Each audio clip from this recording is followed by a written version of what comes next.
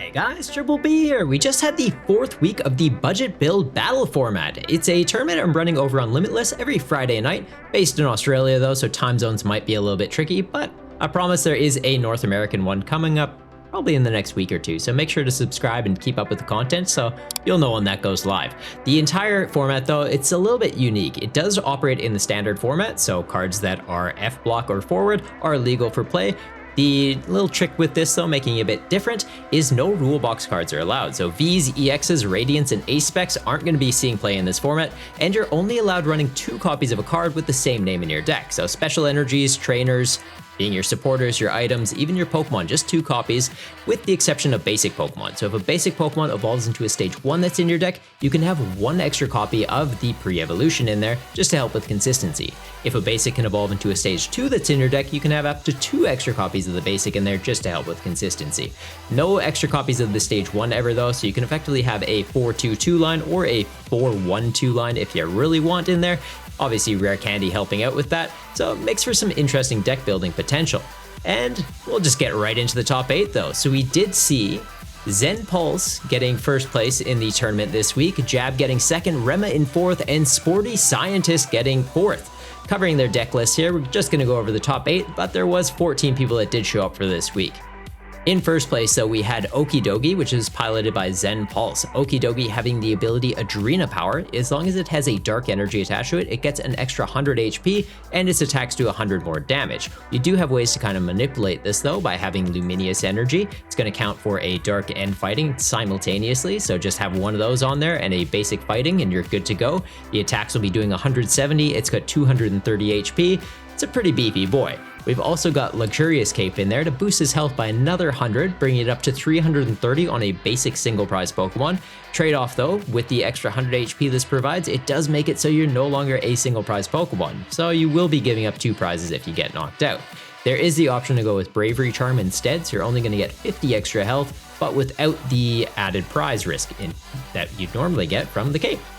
For the other Pokemon in the list though, we've got Bibarel as a draw engine combined with Squovit, so Bibarel can get you till 5 cards, Squovit will get you down to 1 card after that, or you use a supporter card, draw a bunch of cards, Squovit, just get into 1 card, and then Bibarel to refresh your hand. There's also Diancie, which can be sat in the active and prevents effects of supporter cards your opponent plays from affecting your benched basic Pokemon. So Diancie's in the active, it's basically to buy time against boss's orders. They're not going to be able to boss around it, bring Okidogi into the active and start hitting it. It's kind of just putting a wall in place while you're slowly charging it up. You've also got Monkey Dory, which has an ability similar to Okidogi, where as long as there's a dark energy attached to it, it can do an extra thing. The thing it's going to be doing is moving 3 damage counters from one of your Pokemon to your opponent's Pokemon. So helping fix up numbers while also effectively healing your own guys, which is pretty clutch. For other ways of healing, we do have Professor Churro Scenario, which lets you just scoop up one of your Pokemon, pop it back into your hand. A great way to just remove damage counters and remove the risk of, well, getting knocked out for potentially 2 prizes. Something to consider would maybe be replacing this with Penny, just because then you would get to keep the tools and energy that are attached to your Okidogi if you are recycling it. But it does also give the flexibility of allowing you to scoop up Bibarel if you want it out of play for some reason. The rest of the deck though, I feel like it's pretty standard stuff, seeing some new inclusions in Night Stretcher, which lets you get a Pokemon back from your discard pile, or Basic Energy, so very helpful in a pinch, and other staple cards in this format being Lana's Aid, Arvand getting you into your tool cards when you need them. Very solid cards, and of course draw support like Professor's Research, Iono, and Boss for some Gust. In 2nd place, we are seeing Jab with the Torterra. So an absolute powerhouse in the format. Has 190 HP, so pretty beefy. Does a multiplier of 50 for every evolution Pokemon in play. So it counts itself, so you're always going to be doing at least 50 damage with the attack. But as long as you're filling up your bench, you can get up to 300 if you have a full bench of evolution Pokemon. The pre-evolution being the Grotle, which has Slender Shell, allowing you to search your deck for any grass Pokemon, put it into your hand. It's a great way to help fill up your bench, as well as get into evolution pieces to power up your Torterra. So ideally you get into Grotle, you can get the Torterra for it to evolve up into, or just get other pieces and potentially use Turtwig, just Rare Candy into a Torterra, and have your Grotles on the bench just ready to evolve up into Torterra when you're in a pinch. For other grass Pokemon though, we do have Beautifly being searchable with the Grotle, also allowing you to draw up until you have 6 cards in your hand, 1 per turn, so like a slightly boosted Bibarel, but on a stage 2. Kricketune is going to boost the HP of your grass Pokemon by 40, which is always a welcome addition in the deck, and you'd even have a bench protection in Robska. So it's a stage 1, you do have to evolve up into it, but since it's grass, you can search it out with Groddle. It's also going to prevent effects of opponent's attacks done to your Pokemon. So it's going to prevent things like Devolution TM, it's going to prevent damage counters, so it's pretty solid. A little bit of a boost on top of Manaphy and Jirachi, since it does prevent other effects other than there's just damage and damage counters. The rest of the deck though, it's pretty standard staples we're seeing in the format, the exception being Bug Catching Set, which is sort of like Great Ball. You get to look at the top 7 cards of your deck, reveal any in a combination though of grass Pokemon or basic grass energy, so it can be helpful in a pinch. We've also got Luxurious Cape, seeing well, we got 2 of them in here, so your Torterras can effectively be 290 HP's big boys that are able to swing for 300 damage, so pretty big threat. And also having Pokemon League HQ just to help into the big basic deck. So into Okidogi, you can make them really have to struggle to get multiple energy on it to be attacking. Ancient Box seeing a lot of play in this format as well, so great card to have for that matchup, and helps out into Lost Box as well, making it so they're stabilized, potentially need 2 energy to be able to do anything. In third place, we are seeing Rema, who piloted a Palafin deck. Very interesting one here. So it has the attack Jet Punch, does 30 damage to the active and 30 damage to one of your opponent's bench Pokemon, so great to set up damage counters and soften up some targets. The second attack, though, is a really, really interesting one, and what makes it a pretty big threat. Justice Kick is going to do 210 damage, and if this Pokemon didn't move from the bench to the active spot, though, it's not going to do anything, so you need a lot of ways to kind of pivot it around. To do that, he ran it with Abra, which once during your turn, if it's in the active spot, you can just shuffle it back into your deck. So Palafin's then moving into the active and able to do 210. Not too bad. We've also got Minior that you can attach an energy to it and it'll move it into the active spot. So then you move it and then just retreat it back or switch it out, move back into a Palafin and you can do 210. Minior also being a pretty solid attacker, having a multiplier of 20 for each retreat or each energy in your opponent's retreat cost. So if they're weak into you, you can get some pretty good knockouts. Obviously things like Bibarel, which is in this deck, but it's weak to fighting. So theoretically, you get this out, you can do some decent damage into it. You'd only be doing 80 into it since it only has a retreat cost of 2, but the pre-evolution, oh no, the pre-evolution Bidoof, you're still missing on that too. Disregard. If you ran this with something to increase retreat cost, Minior would be a bit more of a threat as an attacker, but it's mostly kind of in here, I guess, to help out. For Jet Punch, you can set up numbers, Minior might be able to finish them off, or for that pivot potential. The rest of the deck, though, also pretty standard staples. We got Manaphy for some bench protection, standard draw power, Irida in here, since it is a water-based deck, can get you a water Pokemon and an item, so getting you into your Palafin and potentially a switch if you need it. Also having Arven in here, getting you into tool cards, so you've got Rescue Board, reduces the retreat cost of a Pokemon by 1, so theoretically you could throw that on a Manaphy, you could throw that on an Abra. If you didn't want to teleport it, you can just keep bouncing it back, gives you some flexibility with the deck. Also having Enhanced Hammer in here, which is a pretty interesting one, I like seeing that. Bit scary, but yeah, if you're running Special Energy, which we did see in the Okidogi list, they had Luminous Energy, you can just get rid of that and that's no longer a threat, so yeah, respect that. In fourth, we're seeing Sporty's Whale. So yeah, rocked Wailord. Wailord's jumbo-sized ability makes it so it takes 30 less damage from attacks, so effectively has 230 HP, and that's just if you're one-shotting it. That effect is gonna roll over, so if they have to hit you twice, you effectively have 260, and if they have to hit you 3 times, 290. It's scary. It's pretty scary. The attack on here too, also a very big threat. Special Wave does 120 base damage, but an extra 120 if there's a special energy attached to it. So we've got things like Reversal Energy, so if you're behind in prizes, this counts as 3 of any kind of energy. It's gonna cover those 3 water energy costs on there. You just need 1 more energy. You're ready to go, and you're gonna be doing 240 damage on a very large target. You've also got Jet Energy that can be attached to it to cover the special energy cost, and then you just need 3 water energy on it, or Luminous Energy also counting for that special energy, then just get a bunch of water on there. To get all the water out though, we do have Baxcalibur to help rush energy onto it, and as a secondary water attacking Pokemon in here, we technically have Iron Bundle with Refrigerated Stream. It's going to do a base of 80 damage, but if the defending Pokemon's an evolution Pokemon, it can't attack during your opponent's next turn, so evolution-based decks are going to be in a bit of a bind if they don't have ways to pivot or switch out of the active. Also, Iron Bundle's ability, Hyper Blower, makes it so you can just have it on your bench and force your opponent to switch out their active with one of their bench Pokemon to disrupt them a little bit. Also seeing Bibarel in here as a draw engine, really solid card. We're seeing it in most of the top 8 decks, so yeah. It's fair. It's a good card, allowing you to drop to 5 cards in hand once per turn. Really clutch. And the supporters in here, though, pretty standard stuff. The exceptions being we are seeing Cypher Maniac's code breaking, just letting you put any 2 cards from your deck on top of your deck. Having Bibarel to draw into them is really nice. And we're also seeing Lady, allowing you to search your deck for 4 basic energy and put them into your hand. Since you do have Baxcalibur that allows you to attach as many water energy from your hand to your Pokemon during your turn, having Lady with that is effectively just get 4 energy, get them into play. Really good. All of a sudden, Wailord's online. Not too shabby.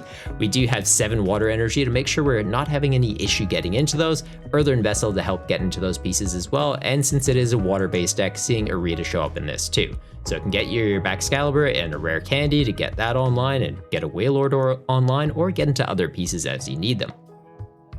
Another really interesting card we're seeing in the list is Heavy Baton. So if this card's attached to a Pokemon that has a retreat cost of exactly 4, which Wailord does, when it's knocked out, you get to move 3 basic energy from that Pokemon to another one of your bench Pokemon. So it's a great way just to keep that energy in play without needing to find a way to recover it from the discard pile, because it's just never going to end up there. But when it does, you do also have superior energy retrieval to help out in a pinch, as well as cards like Lana's Aid to help with that as well. Something I did kind of notice about this list, though, is there's not a lot of quick attackers you can set up. So there's the Wailord and there's technically Iron Bundle, but there isn't really any other basic water Pokemon. So a call out I'd have for this list is theoretically adding something like Veluza, which has Hydro Pump. It does a base of 60 damage and 20 more damage for every water energy attached to it. So by having 3 water energy on there to charge up the attack, you're doing a minimum of 120 damage, and when it gets knocked out, you actually get to move 2 water energy from it to one of your bench Pokemon. So it's keeping that energy in play and helping you set up a Wailord while also establishing a basic attacker really quickly. So if a Wailord goes down and you don't have a Wailmer on your bench, you're not like behind a turn.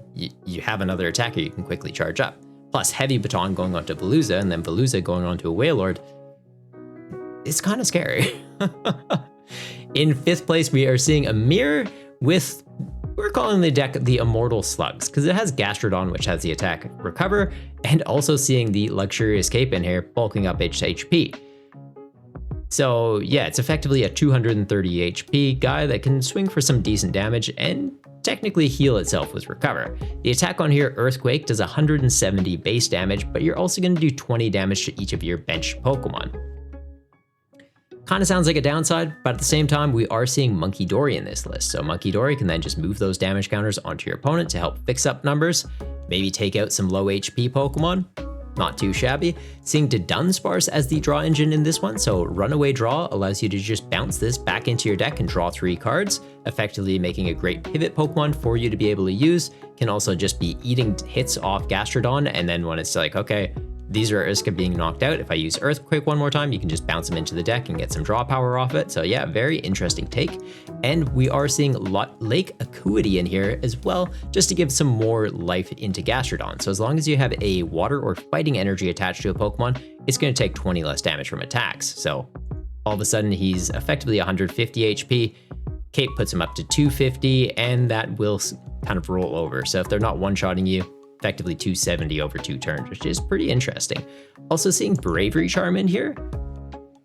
Interesting one. I'm guessing it's mostly to go on the Munkidoris or theoretically Klefkis or your other basic Pokemon, just so they're not getting knocked out by the damage your Gastrodon's putting out before Munkidori can move them off of it. So yeah, interesting take. Definitely an interesting take, and I wish I got to see this deck in action. I didn't really hear about it till the end of the tournament, and it's pretty spicy. Did make it to the top 8, so yeah, solid run, bud. In 6th, we're seeing Popstar's Lucario and Dragon's deck. So there's Lucario in here, which has Roaring Resolve. You can put 2 damage counters on it to search your deck for a fighting energy and attach it to it. So not a bad attacker in its own right, since Aura Sphere Volley does a base of 10 damage, and then discards all fighting energy attached to it to do 60 damage for each card you discard in this way. So 2 fighting energy on here, you're doing a minimum of 130, and you can obviously scale that up further if you need. So you use the ability, attach for turn, minimum 130 though. Not too bad. But the idea with this one, you're mostly using Lucario to charge up your other attackers. So Garchomp's in here, the attack costs a fighting and a water. Lucario gets a fighting, you use energy switch, you put it onto Garchomp, you can use Dragon Blade, does 160 damage. You do have to discard the top 2 cards of your deck though, so there's a bit of a downside in that. But the big upside of Garchomp is when you play this Pokemon to evolve one of your Pokemon on your turn, you get to prevent all damage from and effects of attacks done to this Pokemon until the end of your opponent's next turn. So it's effectively invincible, forcing your opponent to have to gust around it. There's also the Haxorus line in here as another attacking option. So you have Haxorus that has Slash, 1 colorless energy, 60 damage, or Wild Axe, a Steel and a Fighting, so same idea. Lucario energy switch this, attach a Steel energy, good to go. It's going to do 160 damage, but does do 30 damage to itself, so not a bad number, and really cool Dragon Pokemon. There is the other Haxorus that actually just came out I was going to say this week, but technically today in Shrouded Fable. It has Bring Down the Axe, which costs just a fighting energy. If your opponent's active Pokemon has any special energy attached to it, you just get to knock it out. Obviously, Mist Energy being a special energy that prevents effects of attacks. If they have Mist Energy, don't use that attack because nothing's technically going to happen. The second attack on here though does 230 damage for a fighting and a steel. So Lucario, E-Switch, attach steel, good to go. You do have to discard the top 3 cards of your deck though, so a bit of a downside with this one, kind of same as Garchomp, a little bit more damage, but 1 more card being ditched. Interesting take. The other dragon attacker we have in here is the new Kyurem that also came out in Shrouded Fable. It has Plasma Bane, so if your opponent has any cards in their discard pile that have the word Colress in the name, you can use its attack for just 1 colorless energy. The attack on here, Trifrost, I was about to say Triforce, discards all energy from this Pokemon, so ideally just 1 energy, and then does 110 damage to 3 of your opponent's Pokemon. So a great way just to spear 3 things off their bench, especially if they don't have Manaphy in play. The idea, I guess, with this is if they ran into any Lost Box decks, they're going to be running Colress's Experiment, and it's kind of just, hey, potentially a free 3 snipe as long as you can take their Manaphy out of play.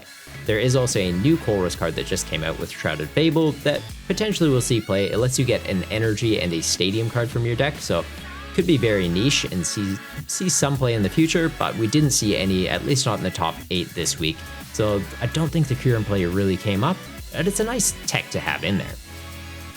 For the draw engine, they did go for the Gallade and Kirlia engine. So Kirlia with Refinement, discard a card, draw 2 cards, solid. And the Gallade having Buddy Catch that lets you just search your deck for a supporter card and pop it right into your hand. So if you need a boss for game, just get it. If you're struggling with a bit of draw power, you can get into an Iono, or maybe you want to recover some cards. There's even Roseanne's backup. You can put a tool, a stadium, a energy, and a Pokemon back into your deck. We've got Luxurious Cape in here, so you can recover that, use it again. There's Luminous Energy in here, recover it, use it again. There's even Lake Acuity in here. So yeah, just get those off of it and be able to recur them. Obviously, Lake Acuity proccing off fighting energy, Lucario running that, and all of our dragons needing that to attack. You're going to be taking 20 less damage as long as this can stick, and Cape just boosting up their health, so 170 on the Haxorus, and 260 on the Garchomps. They're pretty big threats, especially since Garchomp's theoretically invincible the first time, and then if they're having a 2-shot into it after that, it could be in play for 3 turns, just knocking out your opponent turn after turn after turn. So yeah, really interesting concept, and love that they made it to top 8 with it. We have Andretti, who, well, I'm just going to call it the Wacky Burb deck. They've got Porygon Z in here, and they've got Dodrio in here. So Porygon Z's ability, Buggy Turbo. Once per turn, you can flip a coin. If it's heads, attach 4 basic energy cards from your discard pile to this Pokemon. If it's tails, you have to discard an energy from it. So theoretically, if you have no energy on it, there's no risk of a downside. If it's tails, just nothing happens. If it's heads, 4 energy. Solid. The energized attack is going to do a multiplier of 40 for each energy attached to this Pokemon. So if you're hitting heads, you're going to be doing a minimum of 160 if you have those 4 energy to proc it, and if you could attach for turn, you can get up to 200 pretty easily. Being able to use this turn after turn as well, you can scale that up, but ideally you're kind of just using it once, because if you're using it turn after turn, you might get tails and lose an energy instead, which is not really what you want. As a secondary attacker though, you do have the Dodrio line. You can use Zooming Draw, put a damage counter on it, draw a card, so pretty solid draw support, and it's also going to make it stronger since Ballistic Beak does a base of 10 damage, but 30 more damage for each damage counter on it. So you're hurting yourself, scaling up your damage, drawing cards. Yeah, it's pretty sick. There's also Monkey Dory in this list though, so the Dodrios can be damaging themselves for draw support, and then Monkey Dory is just giving those damage counters to your opponent. Obviously, it will be reducing the damage output they have, so kind of do it situationally. Like if you know that, hey, I need to attack with this next turn, maybe don't move the counters off Dodrio and move them off something else, like a Porygon tank to hit. Manaphy showing up here for some solid bench protection. Obviously Dodrios, if they're hurting themselves, you want to make sure you have some sort of bench protection in place in case your opponent does have a way to hit your bench. We saw Kyurem showing up in the list, so it's definitely an interesting one to have. No Colress in here, so it's not a risk, but just something to keep in mind. There is bench snipe in the format. Supporters though, pretty standard stuff. We are seeing Morty's Conviction, which is an interesting one. We don't see it a lot, but it's a solid card in the format since there is the limitation of 2 copies of a card per deck. You discard a card, then draw a card for each of your opponent's bench Pokemon. Typically people are benching out in this, so it's usually ditch 1 card to draw 5 instead of something like Research where it's ditch your whole hand to draw 7. So if you're trying to hold on to pieces, this is a great option. Also seeing another new card in this deck, Power Glass. So at the end of your turn, if the Pokemon this is attached to is in the active, you can attach a basic energy from your discard pile to it. So Porygon, if you know that, hey, it's going to be able to survive another turn, it does theoretically 200 damage off the ability and an attachment for turn, then the Hourglass gets another one, you're doing 240 the following turn, you can get some pretty scary numbers with it. The other cards in here though, I feel like they kind of go without saying. One I did skim over, so if you are new to the format, Airzu is another card that is a bit of a staple in the format, letting you search your deck for 3 evolution Pokemon and with no rule box, which we don't have any of those in the format, so 3 evolution Pokemon and pop them right into your hand. It's a great way to get your Porygon pieces as well as your Dodrios and just get your board established really quickly. Evolution TM also being another clutch one, just being able to go Arbin for Buddy Buddy Poffin or Nest Ball and then an Evolution TM, set up your board quickly. It's a really solid combo. And in 8th, well, I got 8th this week. I tried out the new Cooperaja from Shrouded Fable. Wanted to try out one of the new cards, but was a little bit rushed with Make My Deck. It has a bit of a hectic week, but still squeaked in a little bit of time to get there. So the new Cooperaja's ability, Massive Body, makes it so when it's in the active spot, your opponent can't play any Stadium cards from their hand. So the idea with this one is you're running it with the Stadium Full Metal Lab, which makes it so your Steel Pokemon take 30 less damage from attacks. That effectively makes it a 230 HP Pokemon if they're going for a one-shot, or a 260 if they're having to double tap it, and it makes it a little bit more difficult for them to bump the Stadium, since they effectively need to have Lost Vacuum to get it out of play. The attack on here, Nasal Lariat, does 130 damage, but if you want, you can do 100 more damage. You just can't attack with this Pokemon during the next turn. We have switch cards though, so it's like you use that, you can do 230, switch, go into something that has 1 retreat, pivot out. A consideration would be trying to fit something like a rescue board in here just to be able to pivot this around a little bit more, but I went for having just backup attackers to pivot into instead. So we did have Fluttermane as backup attacker, doing 90 to the active and putting 2 damage counters on one of your opponent's bench Pokemon, while also shutting off the ability of your active Pokemon. So Okidogi being a powerhouse in the format, you shut off its ability where it gets extra health off Dark Energy, and since they're weak to Psychic, you're able to do 180 into them and take a knockout unless they have a Luxurious Cape on there, which another thing I need to find space for is either a Lost Vacuum or theoretically a Jamming Tower for the list just to help out with Cape, since it does see quite a bit of play in the format. The other backup attackers we have are Earthworm, which has Nutritional Iron. If it has 3 or more Steel Energy attached, it gets an extra 100 HP, so effectively a 230 HP basic Pokemon. Does 100 damage and 30 damage to one of your opponent's bench Pokemon, so if you know that this is going to be sat in the active for a while, you can be setting up damage counters to theoretically take out low health Pokemon like 60 HP pre-evolutions, or if a baby Pokemon's on the bench, they're kind of just free picking. And Zamazenta as a revenge killer, so 130 HP on here, but Metal Shield makes it take 30 less damage from attacks. If Full Metal Lab's in play, effectively 60 less damage from attacks, not too bad, and Retaliate's going to do a base of 100 damage, but 120 more damage if one of my Pokemon was knocked out during my opponent's last turn. So 220, not a bad number to hit, you're taking out most things in the format. We do have Manaphy in here just as a bit of bench protection, and to get Steel Energy for all these attacks, obviously Zamazenta needing 3, Earthworm needing 4, Fluttermane needing 3, and Cooperaja needing 4, we run it with Matang. So Metal Maker lets you look at the top 4 cards of your deck and attach any number of basic Steel Energy you find there to your Pokemon in any way that you'd like. We've got 15 Steel Energy here, so you shouldn't have too much issue getting energy out of the deck once you've kind of thinned through some stuff and getting it onto your guys to, well, start attacking. Also, since it is a Stage 2 line in here, we snuck in 1 Metagross just to make sure I could have 4 copies of Beldum in the list to more reliably get them set up onto the bench, and having another attacking option. So Metagross can do 60 damage with Meteor Mash, which does 60 more the following turn, so 120, and then just kind of stays at a flat 120, it doesn't snowball. Or you have Luster Blast, which does 200, so theoretically you could go Matang, try and charge itself up before evolving, go into this, and swing for 200 to take a knockout. Can be really helpful in the late game if you're low on cards in the deck. Use Super Rod, put energy back in, and are reliably able to get them charged up on there. But with the amount of energy hungry attackers you have, you're usually struggling a little bit in the late game.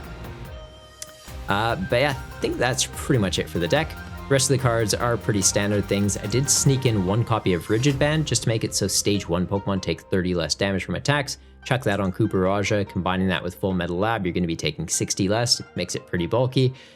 And yeah, had a lot of fun with this deck. It's definitely an interesting concept, probably needs a bit of tweaking, but enjoyed it overall. If you're interested in the format, you can head on over to the Discord where there's always people looking for games, or sign up for week number 5. So it'll be next Friday. It's 8 p.m. Australian Central Time, and I am looking into starting a North American based one as well. So if you're based in North America and are like, oh, this is at like 6 a.m. for me, don't worry, in the next week or two, there will be one that'll be around like 7 or 8 p.m. your guys' time as well. It's my Saturday afternoon, so it's kind of chill. But yeah, hope you enjoyed the video. If you have any questions, be sure to ask in the comments down below and subscribe to keep up with the content. But till next time, stay golden.